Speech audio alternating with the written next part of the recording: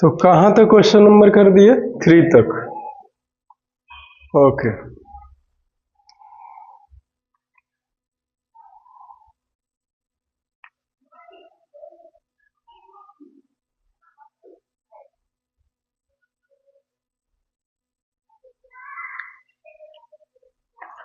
Question number 4 ना,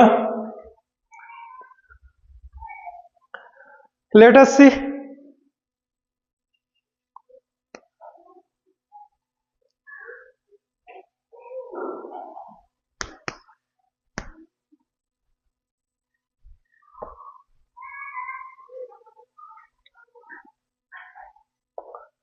question number 4 देखो, एक न्यूमेरिकल है क्वेश्चन नंबर 4 में। देखिए, certain force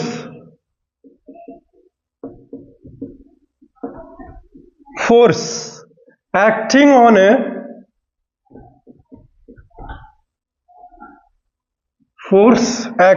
a 20 kg mass changes its velocity.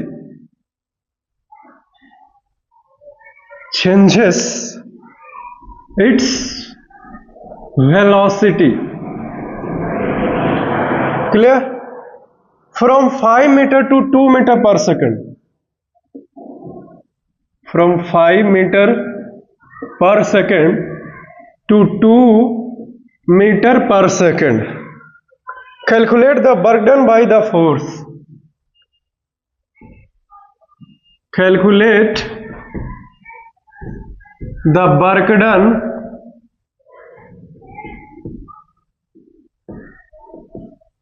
by the force. ये क्वेश्चन है हमारे। क्वेश्चन क्या है पता चला आपको? कोई एक सर्टेन कुछ फोर्स लग रहा है 20 केजी के ऑब्जेक्ट के ऊपर, ठीक है? तो उसका जो वेलोसिटी है वो 5 मीटर पर सेकंड से 2 मीटर पर सेकंड हो गया। समझे? क्वेश्चन को ध्यान से समझना पड़ेगा, मुझे तो पता है। यानी कि यहां पे एक चीज आप देख रहे हैं, वेलोसिटी जो है वो घट रही है, यानी कि फोर्स जो है वो ऑब्जेक्ट जिधर की ओर जा रहा है उसके खिलाफ में काम फोर्स लगाया जा रहा है, उसके खिलाफ में फोर्स लग रहा है, तब ना उसका वेलोसिटी 5 मीटर पर सेकंड से घट करके 2 मीटर पर सेकंड हो गया। क्या बोलता है? ठीक है, तो यहां पे कहा calculate the work done by the force. एक तरह से और क्वेश्चन मैं पूछ रहा हूं इसी क्वेश्चन को, ठीक है? एक तरह से तो हमने बता ही दिया, अब दूसरा तरह से क्वेश्चन बोल के समझा रहा हूं। क्लियर? 20 केजी के ऑब्जेक्ट जो 5 मीटर पर सेकंड के वेलोसिटी से जा रहा है, तो कितना वर्क करना पड़ेगा फोर्स लगा करके कि उसका जो वेलोसिटी है वो 5 मीटर पर सेकंड से घट करके 2 मीटर पर सेकंड हो जाए। ये क्वेश्चन है हमारे। क्लियर है? क्योंकि वेलोसिटी घटाने के लिए फोर्स लगाना पड़ेगा और फोर्स लगेगा तो वर्क होगा, राइट? ये क्वेश्चन है। कैसे बनेगा? कैसे बनेगा? देखिए,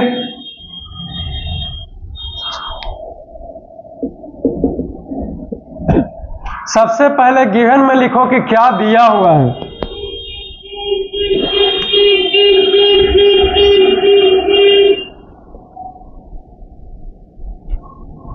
मास जो है वो 20 केजी दिया हुआ है, राइट?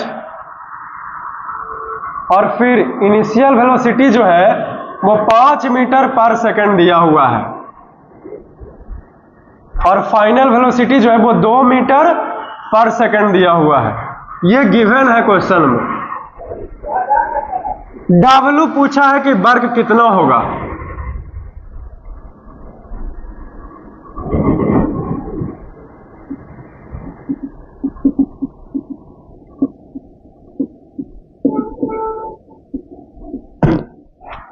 लिखेंगे कि फॉर इनिशियल वेलोसिटी, यानी कि प्रारंभिक वेग के लिए पहले काम करेंगे।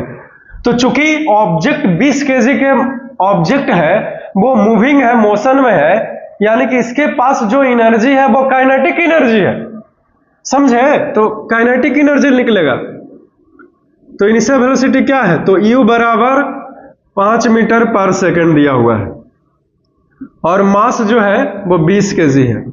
क्या लगता है काइनेटिक एनर्जी निकल जाएगा? तो लिखेंगे कि सिंस ke बराबर हाफ mv², लेकिन यहाँ पे भी जो है वो u के रूप में ना दिया हुआ है जी। वेलोसिटी तो वेलोसिटी है, चाहे इनिशियल रहे चाहे फाइनल रहे। तो यहाँ पे लिखेंगे 1/2 गुना 20 गुना, और वेलोसिटी कितना है 5, तो 5 × 5, ये 2 से कट जाएगा, 10 टाइम्स, क्लियर? तो ये 25 हो जाएगा 5 × 5, और फिर ये 10 है, तो 25 गुना 10 करेंगे तो 250, यानी कि 250 जूल पहले है उसके पास, काइनेटिक एनर्जी 250 है। अब हम लोग लिखेंगे कि फॉर फाइनल वेलोसिटी, अब अंतिम वेग के लिए काम करेंगे तो v दिया हुआ है 2 मीटर पर सेकंड, मास देले है ये है 20 kg, ke निकल जाएगा क्योंकि लिखेंगे सिंस ke बराबर होता है हाफ mv², तो 1/2 गुना मास है 20 और ये 2 गुना 2 है वेलोसिटी, है ना 2, तो 2 से 2 खत्म, ठीक है? ओके, तो 20 दूनी 40, यानी कि 40 जूल आया अंतिम वाला काइनेटिक एनर्जी।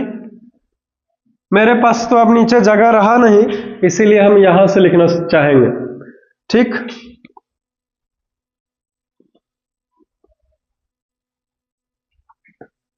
तो देखिए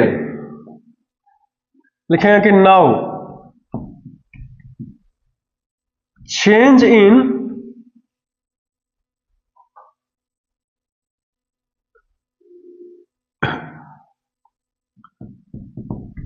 काइनेटिक एनर्जी बराबर क्या होगा?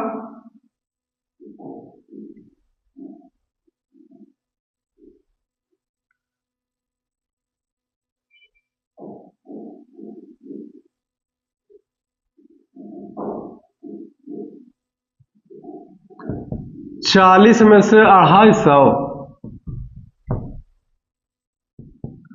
यानी कि -210 जूल लिखेंगे। हेंस रिक्वायर्ड वर्क बराबर 210 जूल। आंसर हमारा खत्म हो गया। पहले देखो तो आंसर आता है कि नहीं, फिर कुछ दिमाग लगाते हैं।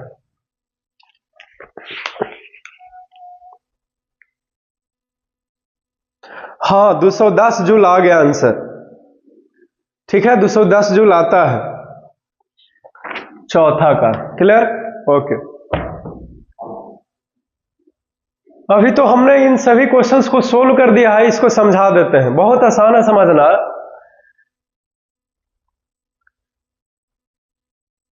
यहां पे वर्क जो हुआ है वो माइनस में आया है, क्योंकि हमने आपको पढ़ाया तो है कि वर्क कब पॉजिटिव होगा, कब निगेटिव होगा और कब जीरो होगा। तो जब कोई भी ऑब्जेक्ट जिधर मोशन कर रहा है उधर ही फोर्स लगाएंगे तो वर्क हमारा पॉजिटिव होगा। क्लियर है? लेकिन जब फोर्स कोई भी मूविंग ऑब्जेक्ट के परपेंडिकुलर लगते हैं तो वर्क हमारा जीरो होता है। लेकिन जब फोर्स ऑब्जेक्ट जिधर मूव कर रहा है उसकी अपोजिट डायरेक्शन में फोर्स लगाएंगे तो हमारा वर्क निगेटिव होगा। क्लियर है? चूंकि जो ऑब्जेक्ट 20 kg का है उसका वेलोसिटी 5 मीटर पर सेकंड से घट करके 2 मीटर पर सेकंड आ गया है। क्लियर है? क्योंकि फोर्स जो है वो ऑब्जेक्ट जिधर जा रहा है उसके अपोजिट डायरेक्शन में न लग रहा है। जी क्या बोलता है? तो इस केस में वर्क जो आएगा वो हमारा माइनस में आएगा। ठीक है?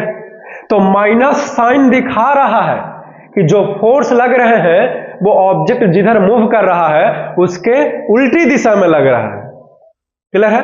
और वर्क भी हमारा निगेटिव हो रहा है। क्लियर है? तो ये क्या दिखाता है? तो फोर्स को बता रहा है, माइनस साइन जो वर्क में लगल है वो फोर्स को दिखा रहा है। क्लियर है? ओके, तो खत्म हो गया ये, समझे? Hence required work 210 joule. I hope कि आपको ये समझ में आ गया होगा। वी हैव डन इट, हमने यह कर दिखाया।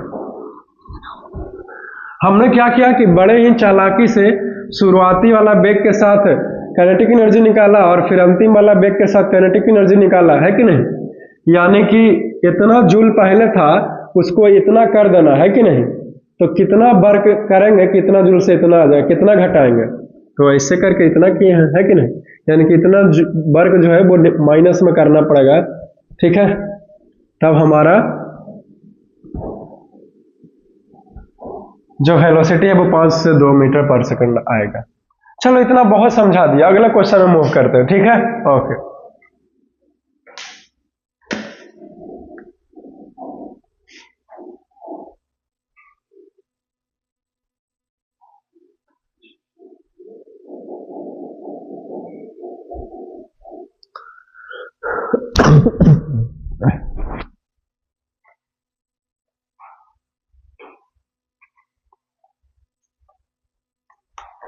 ये भी लगता है लेना पड़ेगा ना।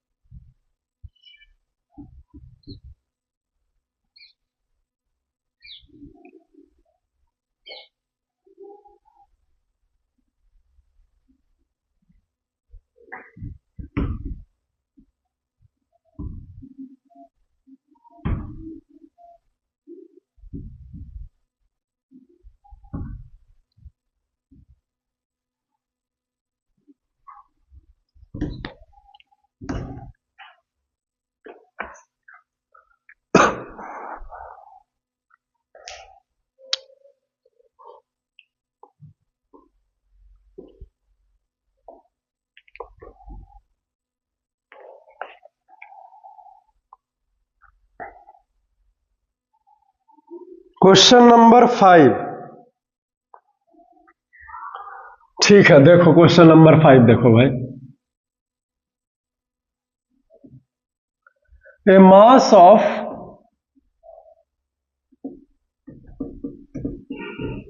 10 kg is at a point A on a table, is at a point A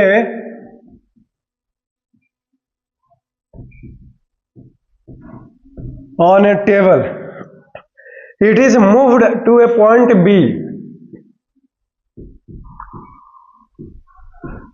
It is moved to a point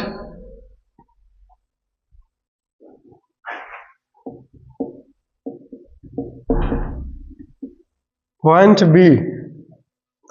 If the line joining A and B is horizontal, if होगा यहां पे, ठीक है? If the line joining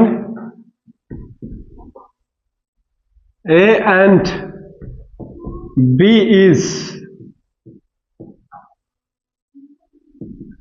is horizontal, what is the work?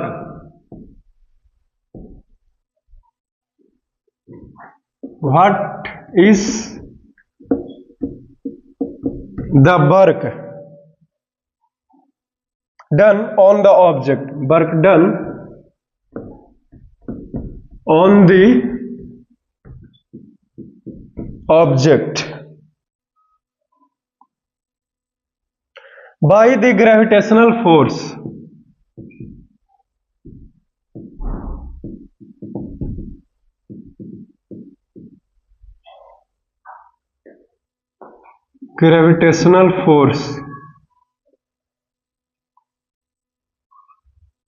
Explain your answer.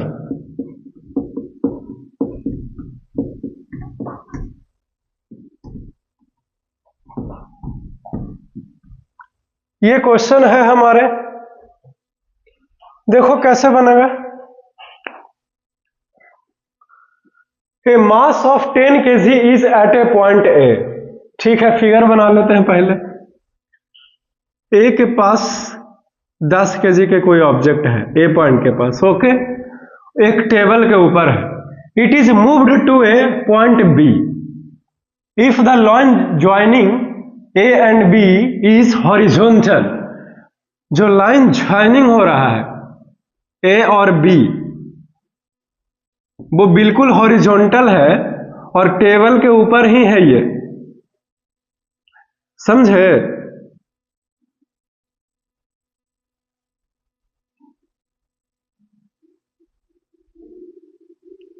ठीक है,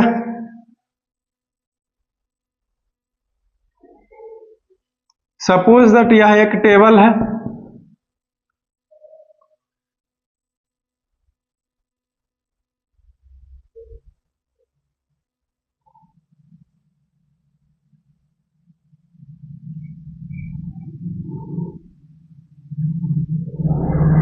ठीक। ए से B के पास आया है 10 kg के object. What is the burden on the object by the gravitational force, explain your answer. तो ग्रेविटेशनल फोर्स के द्वारा कितना बर्डन हुआ है या फिर हुआ है कि नहीं हुआ है वो भी बताना है आपको। तो देखिए, ग्रेविटेशनल फोर्स के खिलाफ तो कोई वर्क हुआ ही नहीं ना। क्यों? क्योंकि पहले से तो ये टेबल के ऊपर रखा हुआ एकदम आराम से, ठीक है, 10 kg का ऑब्जेक्ट, और हॉरिजॉन्टली डिस्टेंस को ना कवर किया जी, है कि नहीं। ग्रेविटेशनल फोर्स के खिलाफ तो वर्क तब ना होता जब ये इधर से इधर ना जा करके यहां से ऑब्जेक्ट जो है वो वर्टिकल डिस्टेंस यानी कि ऊपर की ओर जाता। लेकिन ऐसे हुआ है, ऊपर की ओर गया है? नहीं गया है, राइट। ये हॉरिजॉन्टली डिस्टेंस को कवर किया है, इधर से इधर कवर किया है, ना कि यहां से इधर की ओर कवर किया है, ठीक है। इसीलिए हम लोग बोलेंगे कि किसी भी तरह का कोई वर्क हुआ ही नहीं ग्रेविटी के खिलाफ। क्यों? क्योंकि वर्टिकल डिस्टेंस को कवर किया ही नहीं है, और जब तक वर्टिकल डिस्टेंस को कवर नहीं हो सकता तो ग्रेविटी के अगेंस्ट में कोई वर्क नहीं हो सकता। क्लियर है? तो इसका आंसर नो में होगा। इसको फिगर को साइड में बना लेना और फिर आंसर को लिख लेना। आंसर में देख रहे हैं वो इधर गाना बजा दिया है। पागल के काम ही नहीं है इस दुनिया में, कोई काम नहीं है तो इसी गाना बजा के सुनते रहो, बेवकूफ का इनका। आंसर में देखो, इधर माइक में चला जाएगा तो दिक्कत ना हो जाएगा।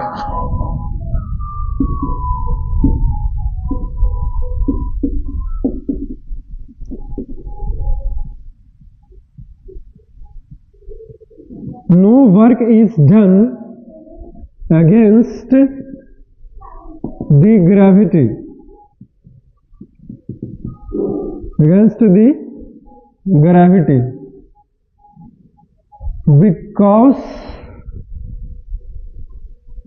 Because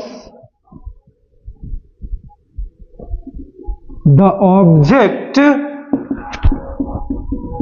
is not covered a vertical distance। चलो खत्म हो गया ये, क्लियर है।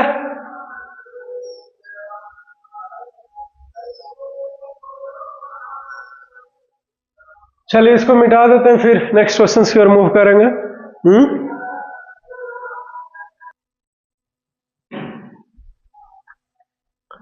तो ये क्वेश्चंस था, ठीक। ओके, एक तो ये आंसर हुआ चूंकि वर्टिकल डिस्टेंस को नहीं कवर कर रहा। एक और आंसर हो सकता है कि ग्रेविटी के द्वारा जो फोर्स लग रहा है, ठीक है, ग्रेविटी के द्वारा जो फोर्स लग रहा है वो परपेंडिकुलर लग रहा है ना इस ऑब्जेक्ट के ऊपर।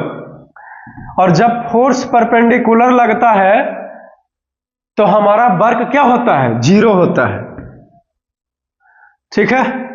जीरो वर्क है, यानी कि नो वर्क, कोई वर्क नहीं है कि नहीं। लिखेंगे since the force exerted by the gravity on the object is at right angles, so the required work is zero. Zero work है, चलो खत्म हो गया ये, क्लियर है? ओके, इसको लिख लीजिए, फिर नेक्स्ट क्वेश्चन में मूव करते हैं। आई होप कि आपको ये पता चल गया होगा। तो ये था question number 5।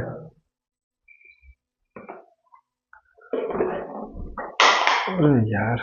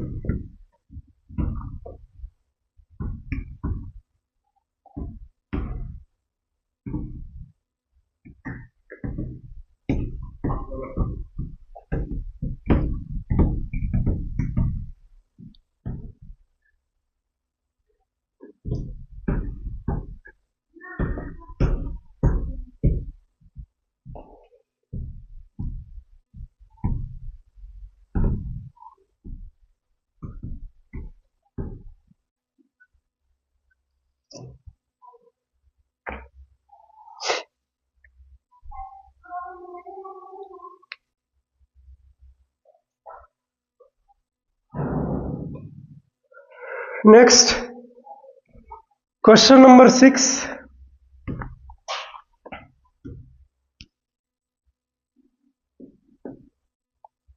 The potential energy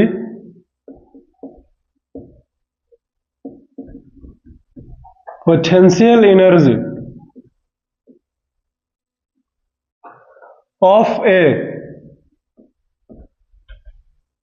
freely falling object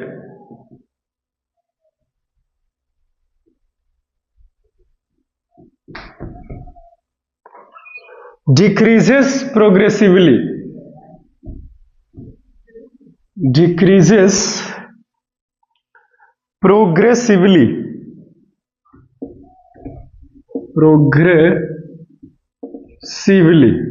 full stop. Does this violate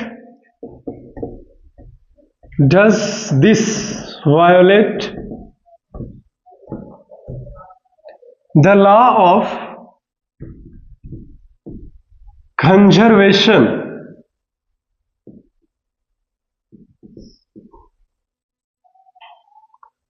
of energy?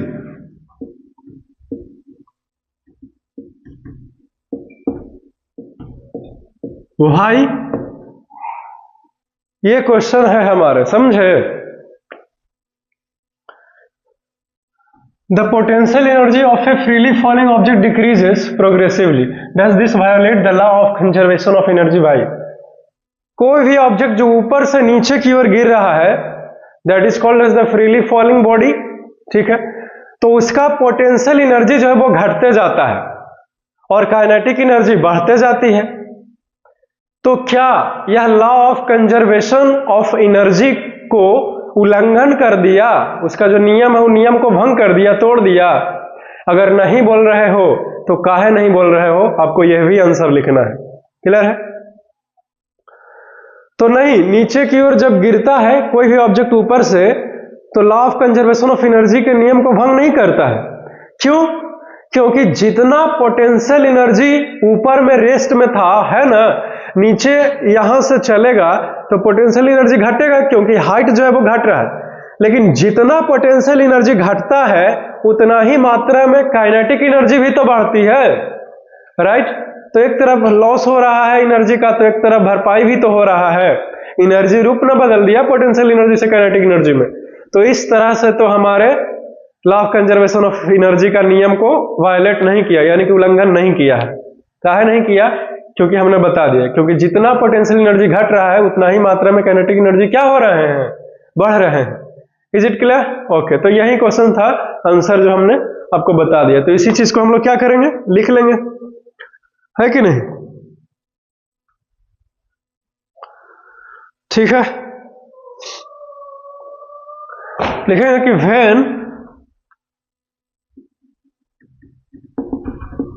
when an object falls, इस टॉपिक को हमने पढ़ाया था आपको कि conservation of energy during the free fall of a body के समय में ही टॉपिक को पढ़ा दिया है। उसी टॉपिक में से ये क्वेश्चन है, समझे? जो भी हमने पढ़ाते हैं उसी में से क्वेश्चन होता है, अलग से नहीं आ सकता, गारंटी है। When an object falls down, then its potential energy decreases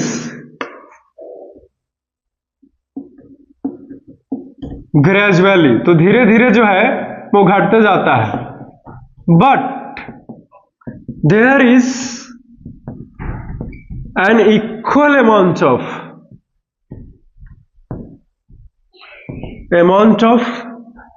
kinetic energy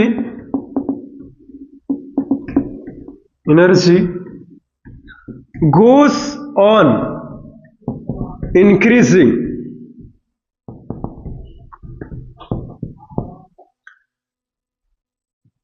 because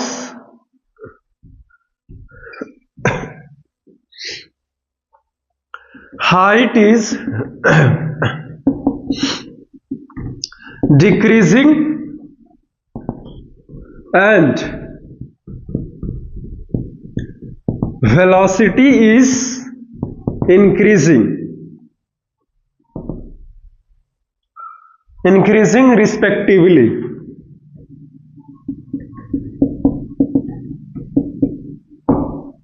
चलो खत्म हो गया, क्लियर है?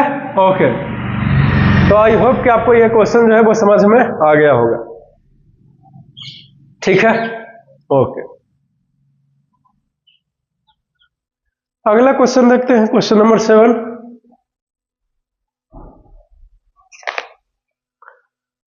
इसको मिटा देते हैं, पहले लिख लिया है ना, मिटा है ना?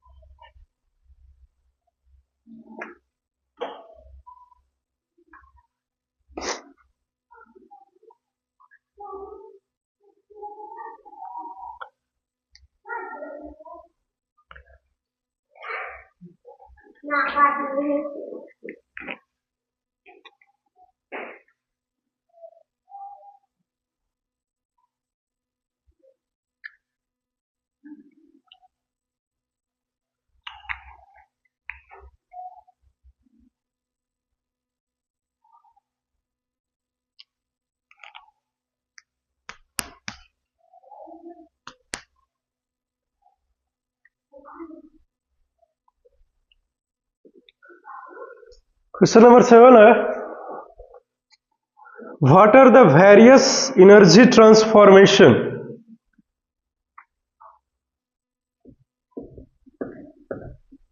What are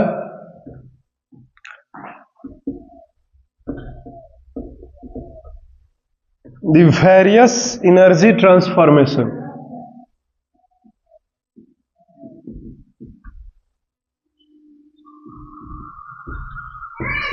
Transformation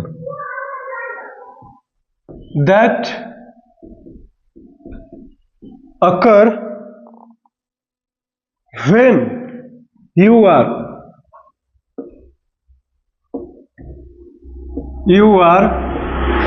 riding a bicycle.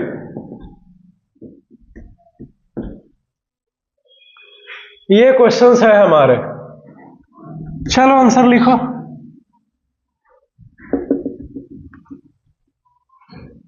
When we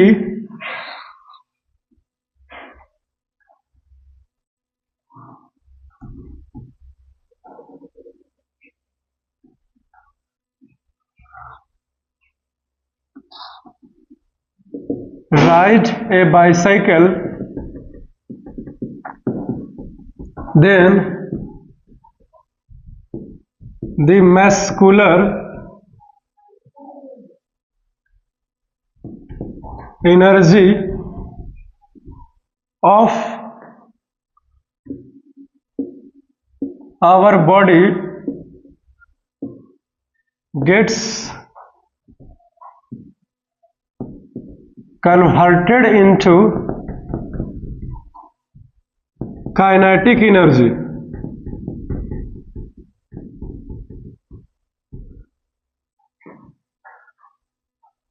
That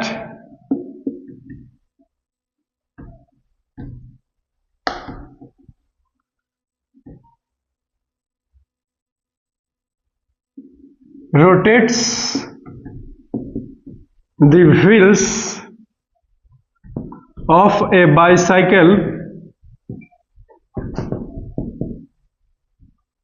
in the form of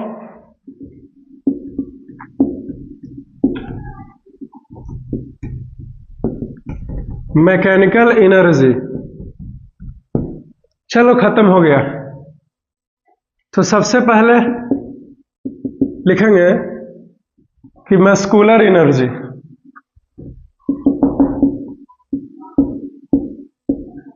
muscular energy जो है वो बदल गया काइनेटिक एनर्जी में।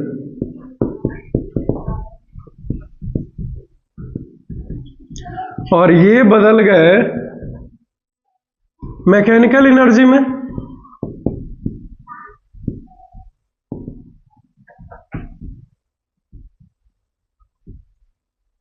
चलो ये खत्म हो गए, ठीक, वी हैव डन इट, हमने इसे कर दिखाया। समझ लो कि क्वेश्चंस क्या है। क्वेश्चन है कि जब हम लोग साइकिल को चलाते हैं तो कौन सा एनर्जी जो है वो बदल बदल के किस किस तरह के एनर्जी में तब्दील हो जाता है, परिवर्तित हो जाता है। ये क्वेश्चंस है हमारे। तो सबसे पहले जो हमारा मसल्स का जो एनर्जी है वो मस्कुलर एनर्जी काइनेटिक एनर्जी में बदलता है जब हम पैरों को ऐसे पैडलिंग मारते हैं तो, ठीक है। तो मस्कुलर एनर्जी बदला काइनेटिक एनर्जी में, और ये जो काइनेटिक एनर्जी है वो बदल जाता है मैकेनिकल एनर्जी में, और मैकेनिकल एनर्जी में बदल करके जो पहिए है साइकिल्स का वो मूविंग करने लगते हैं, ठीक है। तो इस तरह से खत्म होता है कि साइकिल चलाते वक्त किस किस तरह का एनर्जी जो है वो किस दूसरे एनर्जी में बदल जाती है। Is it clear? मुझे यकीन है कि आपको समझ में आ गया होगा। नेक्स्ट क्वेश्चन में बढ़े अगर समय है तो। चलो इसको लिखो पहले भाई, देख लेते हैं समय है कि नहीं।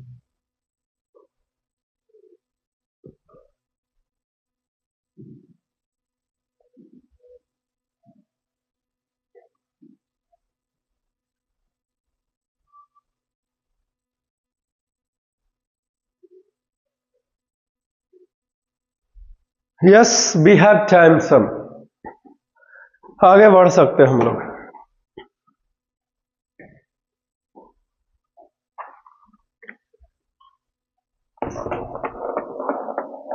अभी तक 10 को भी क्वेश्चन नहीं खत्म हुआ है, बताओ ना भाई।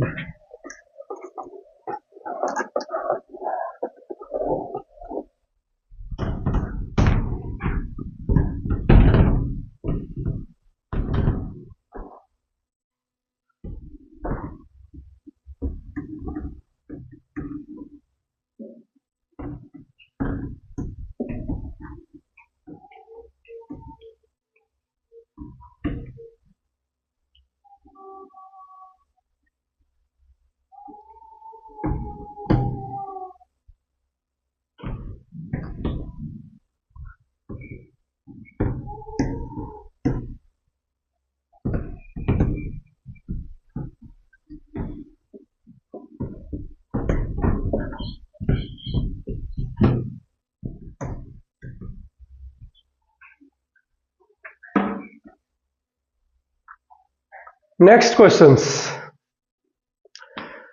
क्वेश्चन नंबर 9 देखो, क्वेश्चन नंबर 7 हुआ ना, क्वेश्चन नंबर 8 देखिए। ओके, क्वेश्चन है कि does the transfer of energy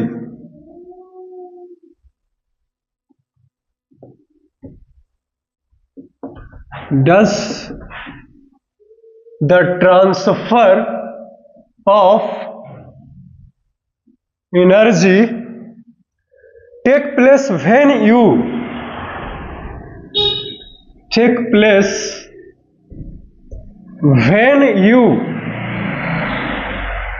push a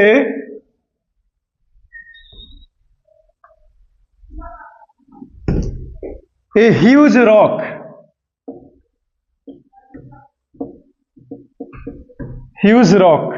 with all your might,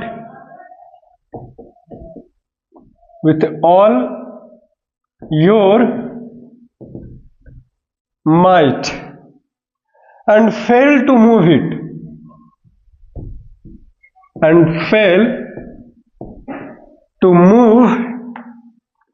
it,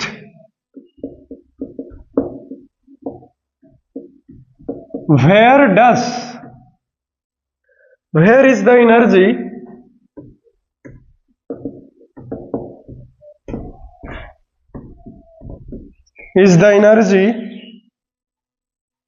you spend going?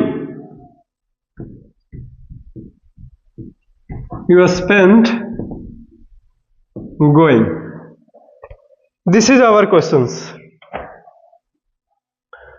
Question क्या है समझो पहले। क्वेश्चन है हमारा कि does the transfer of energy take place when you push a huge rock with all your might and fail to move it? Where is the energy you spend going? जब आप एक बहुत बड़े से पत्थर को क्या करते हो, ढकेलते हो, लेकिन उस पत्थर को ढकेल पाने में आप असक्षम होते हो, वो हिलता तक नहीं है अपनी जगह पर से।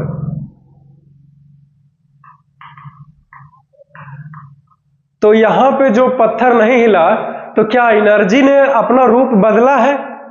एनर्जी कहां चला गया? क्योंकि कोई लड़का आएगा और बोलेगा ना कि सर भले मान लिया हमने पत्थर को ढकेला लेकिन वो अपनी जगह पर से हिला तक नहीं, लेकिन हमने तो एनर्जी लगाया है, तो हमारा लगाया गया एनर्जी आखिरकार गया कहां चला गया?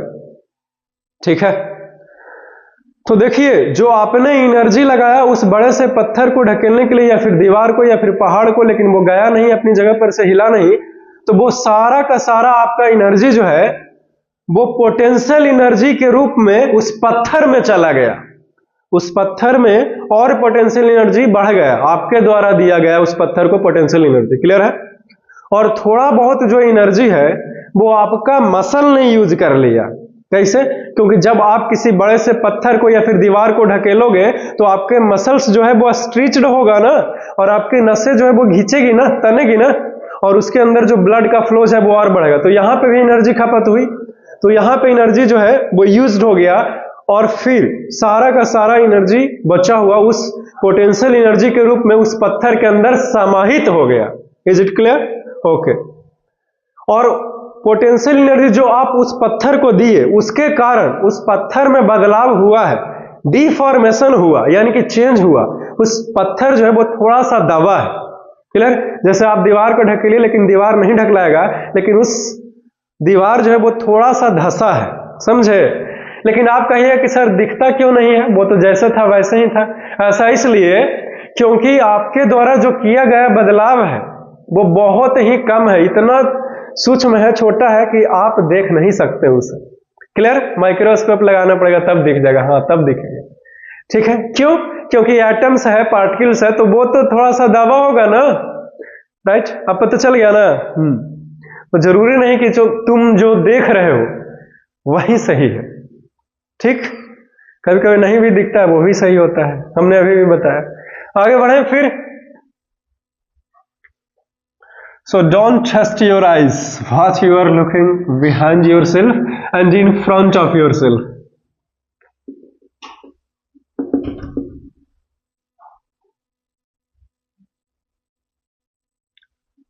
Yes, the transfer of energy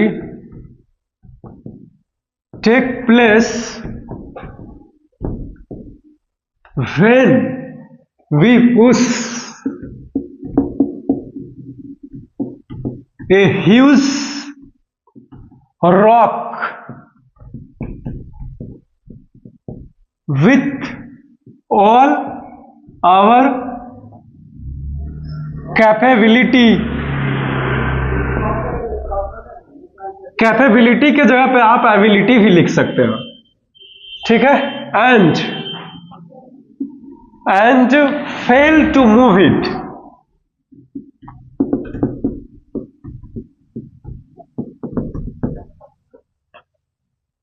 Here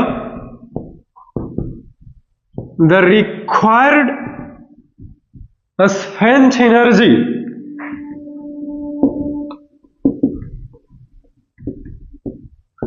is transferred into the rock in the form of potential energy.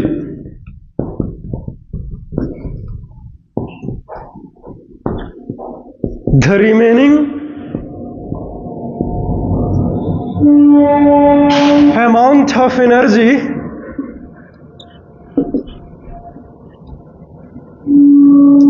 is used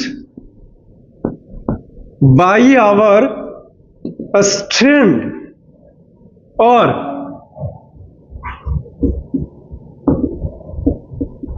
stretched muscles.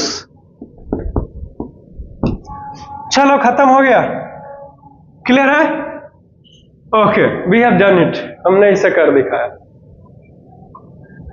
ठीक, चलो इसको लिखो।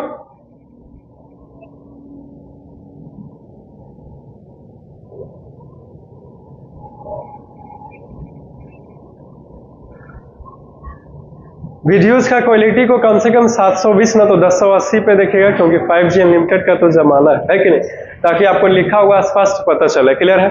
नहीं तो फिर पता नहीं चलेगा तो हमको नहीं बोलना। ठीक है? तो see you soon in the next class. Have a nice day, take care.